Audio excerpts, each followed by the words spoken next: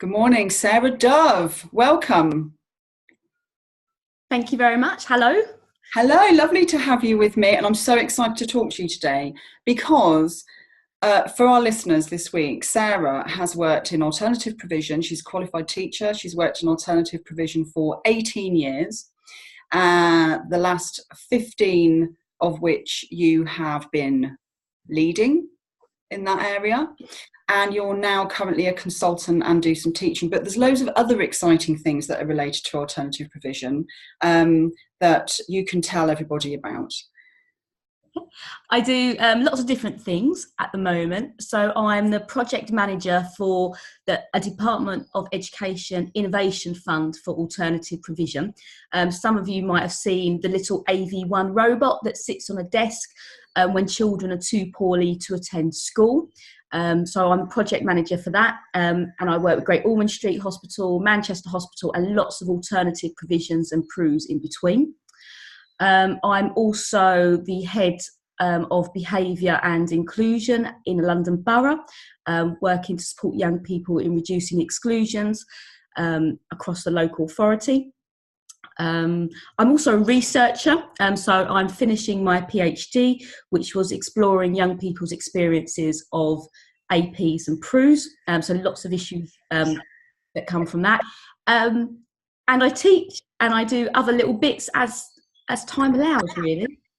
So you're really quite plugged into what's going on around alternative provision. And my interest in speaking to you kind of stemmed from lots of negative press around alternative provisions and PRUs, which we're accustomed to. This is definitely the narrative around APs. But then the backlash of that, of lots of alternative provisions and PRUs going, hang on a minute, we actually run these really good provisions for young people. And then this kind of begged the question of, okay, are we now looking at potentially a two-tier education system? Was my kind of cynical way of thinking. Are we now saying that those provisions are going to be so good that they will actually end up being where children that mainstream schools don't want to have because it affects their results, their outcomes, etc., that they will just start to then use alternative provisions and adopt the narrative, oh, because they're really good. So there was all sorts of things going on in my mind, thinking about how that can be manipulated to the detriment of children and young people, actually, rather than for the benefit. I mean, what's going on out there, Sarah? I think when I first started 18 years ago, I worked on the work-related learning courses that colleges had. So it was children that were struggling in mainstream schools. They were at the verge of exclusion or excluded. And it was things like motor vehicles, construction, hair and beauty, and so on. And the college was allowed to employ unqualified teachers. And I always said at the time, actually, these children need the best. These children have been let down, they've struggled, they found things really difficult, they might have special needs that the schools were, for whatever reason, ill-equipped to deal with. And actually, my thoughts haven't changed over the last 18 years, that children still need the best educators. Now, when we talk about the Timpson Review and how do schools take accountability for the children rather than pushing them to the side in alternative provision, I do wonder about the flexibility of mainstream schools and how they build flex into the system to allow young people who don't fit within the bell curve of the middle being supported. It's perhaps easier to manage children you might see as gifted and talented on one side, but how do we manage children that are disaffected, have struggled, aren't attending? And I think mainstream schools have evolved over time to be the answer to everything. But actually the reality is mainstream schools in secondary school have hundreds and hundreds of children. How do you provide an individualised approach for children that might have significant needs? And I think that's really difficult. And it's how we learn from each other. Actually, we have amazing teachers in mainstream. We have amazing leaders in mainstream, amazing inclusive practices in mainstream as well, just like we do in alternative provision. But sometimes the two don't meet with each other. Yeah, and I guess that's part of this idea that I have around radical multi-agency working, isn't it? You know, how do you get people communicating with each other really well? How do we make sure that those services, those schools are the best and are providing the best? I mean, I wholeheartedly agree with you. And interestingly, I was in 2 alternative provisions myself as a young person who had been excluded from school, one of which was basically in a room with a couple of other people on a computer. Okay, it was the 80s. We did things differently then. And the other was part of a residential unit that had education on site. And I use the term education loosely. And I think the challenge is that when a child is excluded from school and comes out of the mainstream system, is leaving the education system without those really important qualifications. And I often talk about the fact that, you know, it wasn't really a massive issue back then because you just lied. You know, you just said, yeah, I got maths, English, physics, biology, chemistry advanced. You know, you just kind of said whatever you needed to say. No one ever asked, no one ever checked. I learned how to speak in a manner that suggested I might well have those particular O levels. But it wasn't until I did my masters that I then had to go and do bloody GCSEs, you know, to go and have these pieces of paper. And this really kind of sat with me about, it doesn't matter how robust, how much of a survivor, how tenacious a young person is, at the end of the day, you've got to have those pieces of paper because you will be asked for them. So there is a duty in alternative provision to make sure that those basic maths and English are provided. And I guess that's the challenge, isn't it? Where you have children who have so many other things that they're grappling with and dealing with, while at the same time supporting what we might call educational resilience, which is having those pieces of paper. I think it's a really interesting thing around the value of different subject areas and what is the value of certain subjects above and beyond others. And again, it's around the flex in the system. So absolutely, English and maths are important, and we shouldn't be writing children off and going, oh, because of these additional needs or because of their current circumstances, we're just going to focus on this, because actually it doesn't prepare them for the future world of work where they'll have to be able to X, Y, Z. But when we don't have a flexibility in our approach, in our curriculum, in our timetabling, in our relationships, and it becomes really problematic.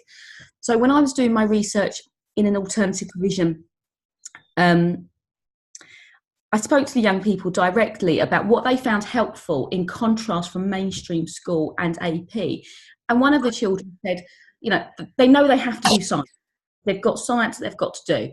But actually, there were pockets of choice where they could go, actually, I really want to focus on this.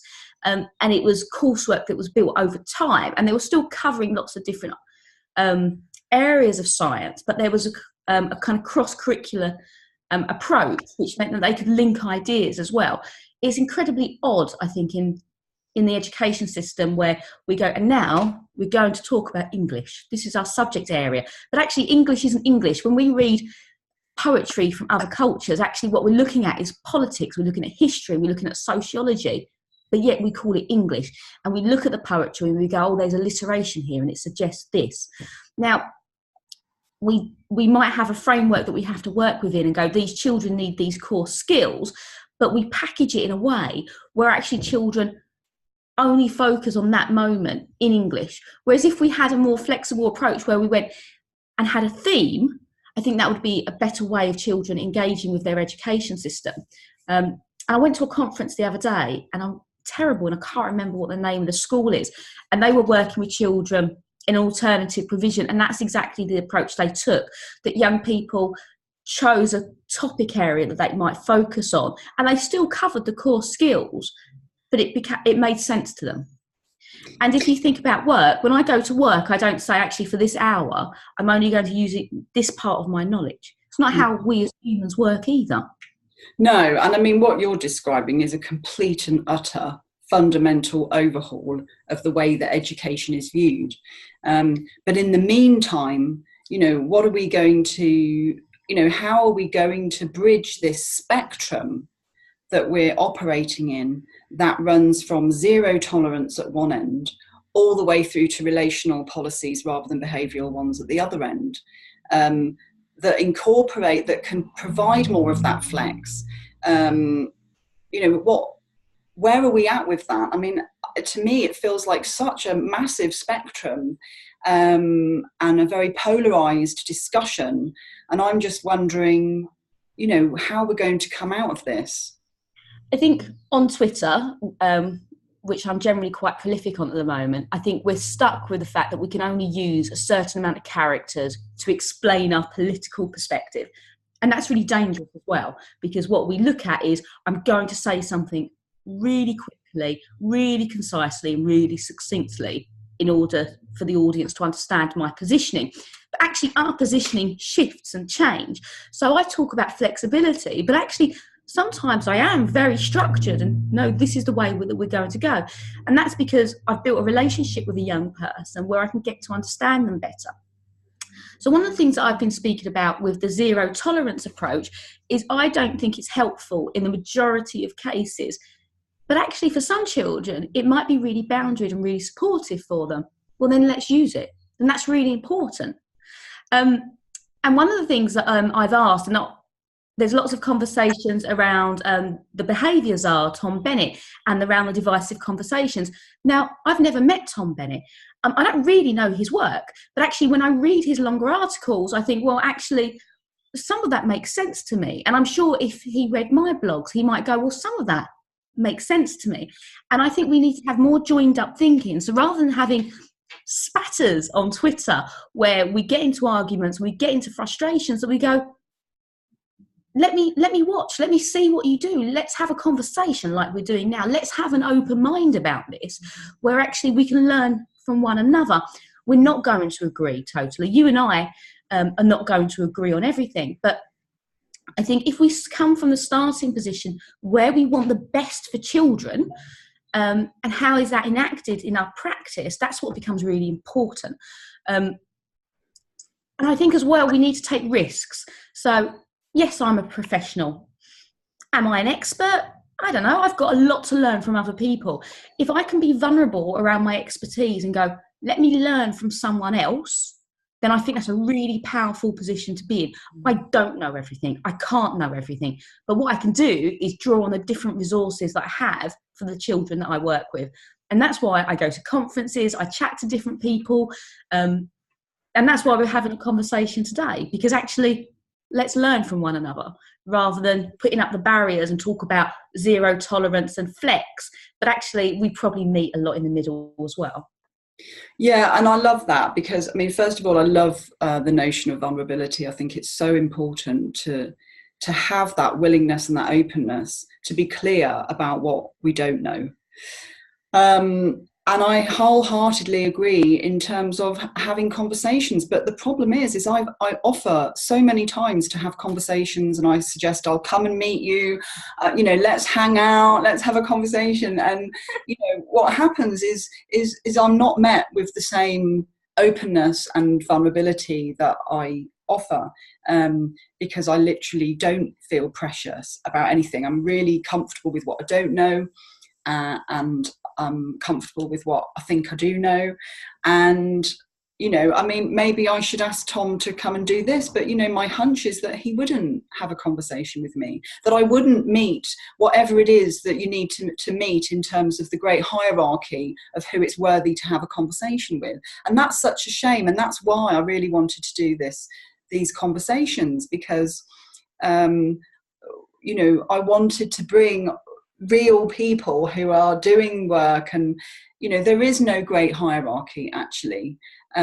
We are all contributing in our own unique and beautiful ways at trying to create change. So it's lovely to hear you talk about that.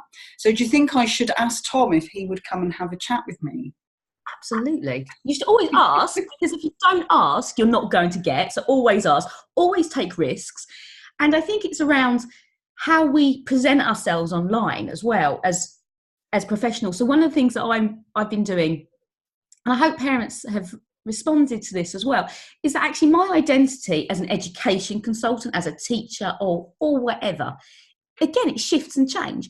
So I mentioned in a private message to you that I'm going to be a nurse, in inverted commas, later, because I'm going to be looking after my partner. And, you know, on Monday, I'm back to being a mum because my daughter's going to be with me. But also, I've got Tourette's syndrome. And, you know, and sometimes I'm a patient when I'm very poorly and very unwell with clinical depression and things like this. And I hold all these hats at the same time. And actually, my experiences make me who I am. So you spoke about your experiences of being in care education and residential. Actually, when I was at school, you know, I had a very difficult background, a very challenging background in terms of my own upbringing. And I was the first person in my family to get a GCSE and finish school successfully. Like, that's incredible. That's amazing. And my grandmother, I was on Sky News the other day, my grandmother was so happy and so excited. And when your grandmother is 90 and she's excited about you being on the news, that's an amazing feeling. But actually, this doesn't come naturally to me. I'm not a person whose lots of family have gone on to different educational settings, have done their degrees and things like this. So it's been very exploratory. And I suppose from that perspective, I can take risks. And I talk to the children that I work with as well. You know, you can do anything. And it takes hard work. But for me, education set me free. And that's why education is really important to me, because without an education, my life would be very, very different. So education has opened doorways for me. And it's because of the relationships I had with teachers. I have an amazing teacher, sociology teacher, when I was younger at A-level, and he really believed in me. And that meant I went to go and do sociology and criminology. And it's someone that I still talk to now. The relationship I had with him when he trusted me and opened my eyes to a bigger world was amazing. And I've met different individuals throughout my career that have opened my eyes to things and have been really kind. And I hope that when I work with children that they might see me in the same light, but also that other professionals go, actually, you know, Sarah Dove doesn't know everything, and that's okay. And she asks questions. I want to ask questions. I mean, there isn't a piece of research anywhere that isn't clear about the powerful impact that relationships can have between teacher and pupil, and yet there is still some kind of narrative about relationships not being central to teaching, which is interesting, because there is nothing that says, I mean, learning is relationship based. Learning can only come from a relationship, because otherwise I'm not interested in what you have to say, actually. If we don't have any kind of connection or relationship, or you can't see me, if you can't see me, then we don't have anything. So what do you think is going to happen with alternative provision now? What do you think in this climate? Now we've had the exclusion review, which is very clear and is no surprise to any of us, the nature of the children who are predominantly excluded. This is not news to any of us who've worked in this for years, but it's in black and white, it's in writing now, and it's in the public domain. Where now? Where do we go from here? What's going to happen, and how are APs responding to this?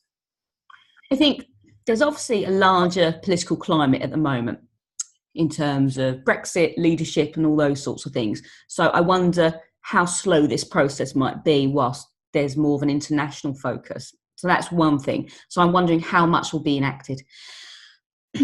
When I met with Damien Hines it must have been a couple of months ago now, he was quite keen about saying, actually, APs do amazing work. And I think that's why I was invited to the Violence Summit at Downing Street. It was actually about saying, there are really good practices. I think there's going to be a crackdown on non-registered AP. Now, I won't work with non-registered APs or APs unless it's about registering them. That would be slightly different. And not because I don't think they might do amazing work, but because I don't know. And because I don't know about their policies and practices. So one thing I think is really important is actually, and will probably be the next step, is around a focus on registering those provisions. I think also there's going to be closer collaboration, which is already happening in a lot of places around mainstream schools and APs and PRUs, because there's going to be a different mix around accountability. I do wonder, with that accountability, is it going to shift the focus on mainstream schools to say, actually, you need to have more academic rigour, irrespective? So are mainstream schools going to make more demands on APs and PRUs around what their offer is? And I think that's going to be uncomfortable, and I think that's going to be interesting. And it's about how we share that dialogue.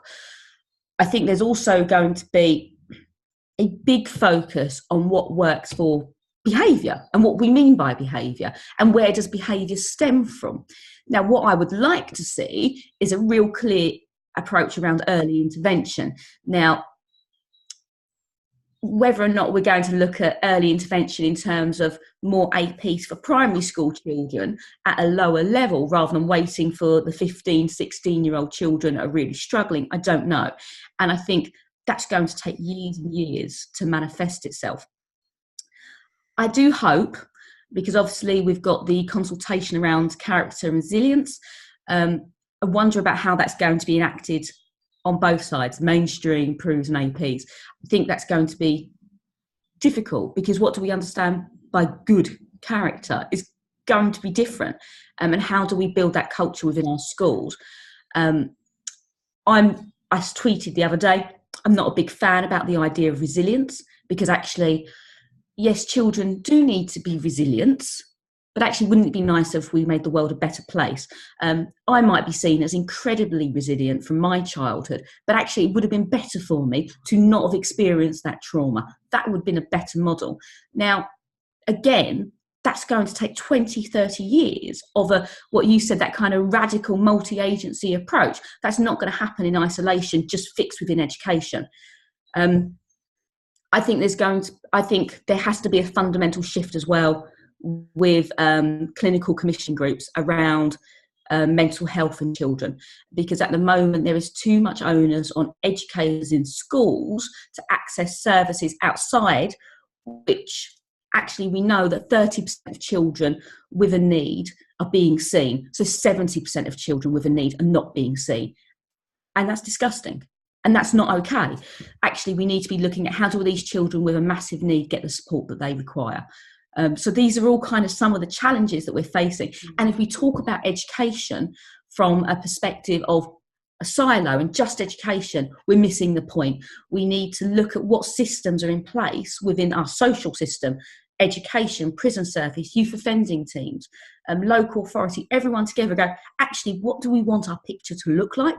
How do we get to that stage? Where are our shared discourses? Build towards that, but whilst also going, actually, and now we have children right here, right now, that we have failed, and how do we support them? And also, how do we bring parents into that narrative? So today, there's the SEN Crisis March.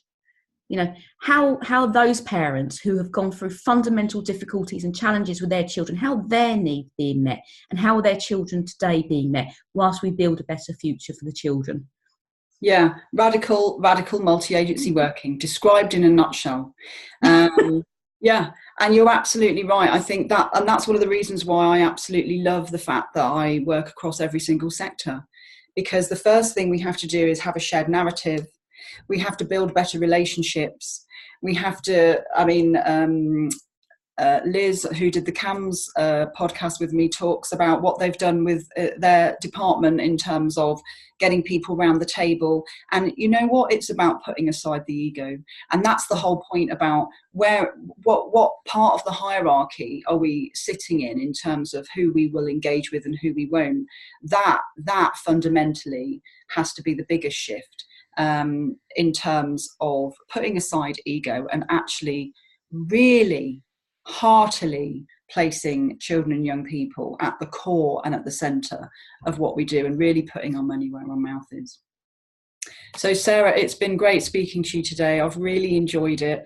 Do you have any last point that you really want to make before you sign off? I think just to say, I think collaboration is the key, and to move us away from divisive discourse, I think is really important. It's how we can come together. That's what I'd like to see. Fabulous. Thank you so much. You've been amazing. It's been lovely talking to you, and I will undoubtedly see you on Twitter. Thank you. Take care. Bye.